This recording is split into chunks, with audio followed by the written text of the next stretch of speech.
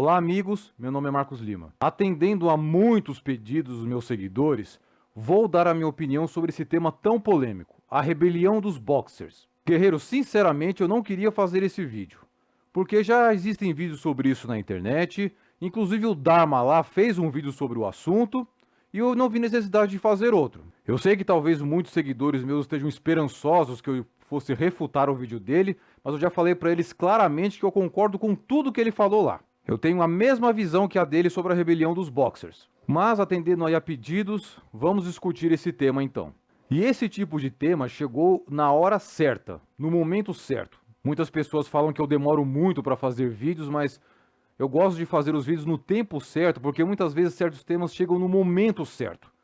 E esse tema chegou exatamente nesse momento de pandemia que estamos vivendo. Bom, antes vamos relembrar a história dos boxers na breve introdução. Uma história que vocês já conhecem, mas vamos revisar ela aqui. A rebelião dos Boxers foi um movimento ultranacionalista e anticristão que ocorreu na China entre os anos 1899 e 1901. Na época, a China era governada pela imperatriz Cixi, uma mulher das classes baixas que foi entregue para servir como uma das muitas concubinas do imperador Shang Feng, mas que posteriormente conseguiu engravidar do único filho homem do imperador e, com isso, reinar absoluto na nação asiática. Sim, guerreiros, é a história de um mulherão da porra que vale a pena pesquisar. Bem, por culpa dela ou não, a China estava em plena crise econômica e social. A desordem e o tribalismo eram tamanhos que potências estrangeiras unidas sob a bandeira da Aliança das Oito Nações não perderam tempo em transformar aquele vasto território em suas colônias. Obviamente, nem todos os chineses concordavam com esse estado de coisas, principalmente os praticantes de artes marciais. Esses guerreiros pertenciam a inúmeras agremiações secretas, como a Associação dos Punhos Virtuosos, Sociedade da Grande Espada, Associação da Virtude e da Harmonia, Organização dos Turbantes Amarelos, Sociedade da Lotus Branca e por aí vai. Uma vez unidos, ficaram popularmente conhecidos como os Boxers, um grupo extremista de artistas marciais, dedicados a atos de sabotagem, terrorismo e assassinato de todos os estrangeiros instalados na China, incluindo as igrejas cristãs. Embora armados com espadas e lanças, os Kung Fus avançavam sem hesitação, mesmo que alguns deles morressem pelas armas de fogo dos ocidentais. O Estado-Maior da Aliança decide combater os fanáticos de forma rigorosa, utilizando seus brinquedos importados, como metralhadoras, canhões e morteiros. Os Boxers não se intimidaram, pois acreditavam que seu treinamento de Qigong os deixavam invulneráveis às armas de fogo dos ocidentais. Podem ver, demônios brancos, estamos prontos! Bom, eles foram mesmo. O resultado foi um massacre em larga escala de todos os Kung Fus. A imperatriz Cixi, que havia apoiado os Boxers no início, não só foi obrigada a pagar uma indenização monstruosa à Aliança das Oito Nações, como foi obrigada a executar todos os simpatizantes dos Boxers em praça pública para provar sua lealdade com o Ocidente. Depois desse incidente, o Império chegou ao fundo do poço junto com o povo, promulgando anos mais tarde na Revolução Comunista de Mao, colocando um fim ao desastroso regime monárquico. Uma das vítimas da rebelião dos Boxers foi Sheng Jinhua, um dos maiores mestres do estilo Pacuá de seu tempo. Existem rumores de que o mestre do estilo Hungar, Wang Feihang, teria auxiliado no treinamento dos Boxers nos bastidores, mas nada foi confirmado. Afinal, ele não foi executado e morreu em 1925 aos 77 anos. Pois é, guerreiros. Nós também temos uma outra história muito parecida que ocorreu mais ou menos na mesma época. Vocês conheciam essa? As coisas estavam difíceis nos Estados Unidos. As tensões entre brancos e indígenas estavam se agravando. Rebeliões promovidas pelos Apaches, chefiadas por Jerônimo, Cochise e Mangas Coloradas, causaram a morte de muitos colonos e militares. A gota d'água veio quando o chefe dos Sioux, Touro Sentado, se aliou a diversos chefes de outras tribos, como Cavalo Louco, Nuvem Vermelha, Alce Negro, Duas Luas e a guerreira-chefe Nariz Bonito, para criar a maior formação de batalha indígena da história. Cerca de 2.500 índios atacaram as tropas do general Custer, matando mais de 250 soldados. Depois desse incidente, o governo americano promoveu diversas negociações com os povos indígenas, chegando finalmente a um delicado acordo de paz. Quando as coisas pareciam finalmente ter se ajeitado, um xamã Paiute apareceu na reserva dos Sioux, o Messias Wovoka. Ele propôs que o ritual da Dança dos Fantasmas fosse realizado regularmente, com base em uma profecia. Se o ritual for realizado com diligência e seriedade, No prazo de 1 ano, a terra engoliria os malditos opressores brancos e devolveria aos índios. A natureza voltaria a florescer em abundância. Os búfalos voltariam a pastar naquele paraíso verde, fornecendo carne e peles para todas as tribos, assim como todos os outros animais. O início de uma nova era de ouro indígena se propagaria por toda a América. Bem, vocês podem imaginar o efeito devastador que as palavras desse profeta surtiu em todos os nativos. Touro Sentado rapidamente autorizou o culto na aldeia, atraindo centenas de adeptos todos os dias. Quando o governo de Washington tomou ciência da nova religião em andamento nas reservas, pediu que o exército fosse averiguar, pois essa dança poderia ser interpretada como o surgimento de uma nova rebelião indígena. Mas os índios não temiam os soldados, pois estavam protegidos pelas místicas camisas fantasmas, um acessório que concedia poderes especiais ao seu portador, como a invulnerabilidade a balas. O resultado vocês já sabem. Após um bate-boca com os soldados, mais um massacre estúpido se desencadeou na aldeia, incluindo a morte do chefe Touro Sentado em uma suposta tentativa de fuga, levando os sobreviventes a condições de vida piores que as anteriores. Sim, guerreiros, como vocês podem ver, dois casos muito similares que aconteceu em duas partes diferentes do mundo, mas quase na mesma época. Inclusive Touro Sentado, um pouco antes do massacre, ele havia pedido à Rainha Vitória na Inglaterra asilo político no Canadá, para ele e para sua tribo. Mas, conforme foi relatado, a Rainha Vitória estava tão preocupada em pegar sua fatia chinesa que ela não queria perder tempo com um selvagem dos Estados Unidos. Ela falou mais ou menos as palavras quando negou o pedido de asilo de Touro Sentado. Podem pesquisar nos seus livros de histórias aí na sua estante, guerreiro. Vocês vão ver vários casos assim que aconteceu quase na mesma época. Restauração Meiji no Japão, a revolta dos cipaios na Índia, a Guerra Zulu que ocorreu na África, a Revolução Armada promulgada por Zapata e Pancho Villa no México. Enfim, vários conflitos armados estavam ocorrendo no mundo nessa mesma época. Embora alguns deles fossem considerados revoluções legítimas, a grande maioria, vocês me perdoem que eu vou falar aqui, porque afinal é minha opinião, era besteira. O que era uma autêntica revolução? Uma revolução genuína? Vamos jogar aqui o exemplo da revolução, como eu falei, de Emiliano Zapata no México.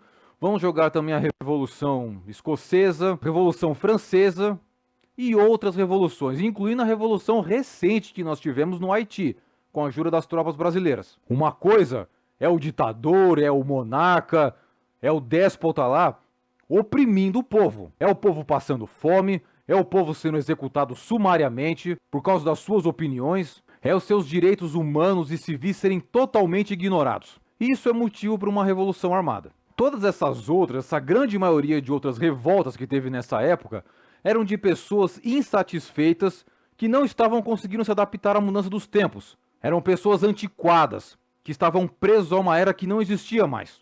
Eu sei que essa é uma visão meio polêmica, de pessoas que não queriam se adaptar à mudança dos tempos. Mas pra vocês terem uma ideia, isso também está relatado. Enquanto metade da reserva Apache considerava Jerônimo um herói, a outra metade considerava ele um grande criador de casos. Uma boa parte dos índios americanos já estavam se adaptando à mudança dos tempos. Eu lembro de uma história dos quadrinhos do Tex, né? O Ranger americano lá nos tempos do Faroeste. Quando ele foi atrás do chefe dos Cheyennes, o Lobo Cinzento, para poder pedir a ele que parasse de ficar tendo guerras com os soldados americanos, dizendo que eles precisavam mudar, que já era hora de modernizar. Ele falou assim, mas como é que nós vamos parar de guerrear se eles colocaram a gente numa reserva árida e inóspita, um lugar mais adequado para lagartixa e para as cobras, mas não para as pessoas? Ele falou, olha, você pode pensar em viver de uma outra forma. Que tal se você e sua tribo serem agricultores? Aí ele falou, agricultores? Mas que insensatez! Os Cheyennes sempre viveram da caça ao búfalo, desde sempre. É uma tradição da nossa tribo, isso nunca vai mudar. Então, o pessoal era teimoso. Muitas pessoas naquela época, não querendo defender assim os europeus, mas a Europa estava tão cheia e a costa leste americana também estava tão cheia que havia muitas pessoas precisando de terra para morar. E os índios não queriam dividir essas terras. Enquanto muitas pessoas queriam fazer com que as terras dos índios pudessem servir por uma grande plantação ou uma grande fazenda que poderia produzir muitos alimentos e alimentar muitas pessoas, os índios queriam que todo aquele vasto território ficasse só para a tribo dele de 50 pessoas, só para esperar um búfalo passar para eles poderem caçar. Mas enfim, não estou querendo julgar o que aconteceu naquela época ou as ações de qualquer um dos lados. O que eu estou dizendo é que essas revoltas, tanto promulgadas pelos samurais na restauração Meiji, quanto pelos índios americanos, quanto pelos boxers, era tarde demais. Eles deviam ter se unido logo na época do descobrimento, e já expulsado os europeus ali. Foram fazer isso quase no comecinho do século XX, uns 20 ou 30 anos antes da minha mãe nascer. Já era tarde demais. Se teve uma coisa que os europeus utilizaram e abusaram de uma vantagem estratégica que tinha nesses países, era por causa do feudalismo ou do tribalismo. Esses locais não tinham o conceito de nação. Era sempre um clã, uma família, uma tribo, uma comunidade brigando umas com as outras. Essas revoltas aconteceram no início do século XX. Era a era dos trens, era a era dos telégrafos, era a era dos barcos a vapor, era a era das armas de fogo. Começando as primeiras ideias de imprensa, de energia elétrica, a ideia de Estado, a ideia de nação. O tribalismo estava chegando ao fim. O mundo brutal que muitas pessoas conheciam desde pequenas já não existia mais. Acabou aquele negócio do guerreiro orgulhoso de lança e espada na mão, que ele pertencia a uma casta superior, que ele poderia fazer o que quisesse, quando quisesse. Chegou ao fim essa era de guerreiros que tinham poderes plenos sobre a população. Se ele quisesse dormir com a sua esposa, ele podia, ou com a sua filha, se ele achasse melhor. Se ele quisesse pegar toda a comida da sua casa, ele podia. Ele podia matar qualquer um que ele se sentisse ofendido. Tudo isso estava chegando ao fim. Se hoje você treina artes marciais de uma forma saudável, você pode tirar sua foto lá, sua selfie, com seu celular na frente do espelho, com o seu squeeze na mão dizendo treino de hoje pago. Agradeçam muito a gênios, a grandes gênios como Jigoro Kano e Gishin Funakoshi, que foram os pioneiros em tirar as artes marciais dessas seitas e levar elas para as academias, levar elas para as faculdades, para as escolas, para centros educacionais. Porque naquele tempo, nessa mesma época em que estava chegando ao fim, a arte marcial era seita. Se você perguntasse para as pessoas naquela época o que era um ninja, falasse, um ninja é membro de uma seita secreta que só entra discípulos que foram selecionados antes, bem antes, assim, indicados por alguém. Lá eles sofrem todo tipo de treinamento e lavagem cerebral e ganham a vida executando missões de assassinato por encomenda. É uma coisa bem forte. Se você for ver clubes de boxe, se vocês forem ver locais de treinos de artes marciais naquela época, era um negócio bem escondido e bem restrito. Esse foi um dos motivos também, depois de Mao Tse Tung ter proibido as artes marciais por anos a fio na China, assim como no Japão e vários outros países. Porque quando você entrava numa dessas famílias de artes marciais, você tinha que fazer meio que um pacto de sangue ou um pacto familiar. Fazer um corte lá no dedo, colocar ali o seu polegar mostrando que está comprometido com aquela família. Você também faz aquela cerimônia do chá para você ser aceito como um membro daquela família. Depois de você apanhar muito, sofrer muito com aqueles treinamentos rigorosíssimos, chega uma pessoa lá no seu ouvido e fala: força, você vai conseguir, concentre a sua energia. Aí chega um cara lá e quebra uma madeira nas costas dele. Ou ele vai lá e quebra uma pilha de madeiras. Por que você acha que eles proibiram tudo isso? Eram fanáticos religiosos que juraram lealdade a uma outra coisa que não fosse o governo vigente e altamente sugestionáveis. Era algo perigoso. Gishin Funakoshi e Jigoro Kano fizeram muitos malabarismos para conseguir tirar essa ideia do povo e da presidência do que era essa ideia das artes marciais, que ela poderia ser colocada em outro campo, em uma outra coisa, que ela pudesse sair daquelas seitas. O século XX veio para mudar a história. E se você não era capaz de se adaptar à mudança dos tempos, se você não era capaz de deixar o seu passado para trás, você não era, na minha opinião, um verdadeiro artista marcial. Em qualquer religião que você for ver nesse planeta, inclusive a do Oriente, dos artistas marciais, a dos índios americanos também, todas as religiões falam que tudo é transitório, tudo muda, tudo passa, que a natureza está em constante mudança, em constante evolução, em constante aperfeiçoamento. A regra básica de sobrevivência nesse planeta é não olhar para trás. Por isso que eu acredito que esse vídeo veio no momento certo e na hora certa. Nessa pandemia, muitos estudiosos de universidades estão falando: A era como nós conhecemos em janeiro de 2020 não existe mais. Aquela vida que nós conhecemos naquela época não existe mais. Aquela economia não existe mais. Aquele modo de vida daquela época não existe mais. Podemos estar vivendo agora uma nova era. Uma nova mudança na humanidade. Por isso que é muito importante que vocês não fiquem aderindo ao fanatismo ou ao excesso de conservadorismo. Nós temos que olhar para frente. Os gênios que eu mencionei, como Gichin Funakoshi e Jigoro Kano, eles conseguiram fazer com que você pudesse treinar arte marcial de uma forma saudável hoje. Esse é o verdadeiro sentido das artes marciais. É você poder aperfeiçoar a você mesmo como pessoa. É você poder ajudar as pessoas à sua volta. É você poder contribuir para a evolução da humanidade. Pegar em armas é só em último caso. Quando realmente o seu povo estiver sofrendo, sua família estiver sofrendo, os seus direitos estiverem sendo esmagados, vocês estiverem perdendo tudo. Aí é o momento de você pegar em armas e fazer uma revolução. Ou então quando o seu presidente, seu ditador, seu ministro chamar você para a guerra, para proteger o seu país. Isso são motivos para um artista marcial pegar em armas e morrer com honra numa guerra. Agora, porque o cara é teimoso, porque ele é cabeça dura, porque ele é um conservador em excesso, porque ele não quer se adaptar à nova mudança dos tempos, que já acabou aquela era do guerreiro orgulhoso de lança e espada na mão, que as menininhas suspiravam, que as pessoas admiravam, porque agora ele pode ser um auxiliar de escritório, um operador de máquinas, um metalúrgico. Paciência. As pessoas têm que se adaptar à mudança dos tempos. Quando você se torna um artista marcial, você é uma pessoa que está preparada para sobreviver a tudo, para passar por tudo, para você poder saber se virar em qualquer situação que seja. Enfim, guerreiros, essa é a minha visão.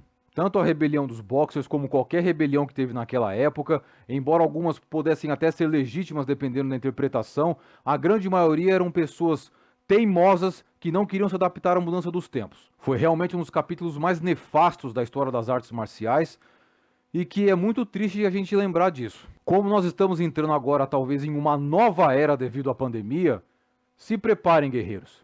Nós somos naturalmente resistentes a mudanças. Eu acredito que não existe negócio de conservador e moderno. Somos todos um pouco conservadores, porque nós somos naturalmente resistentes a mudanças.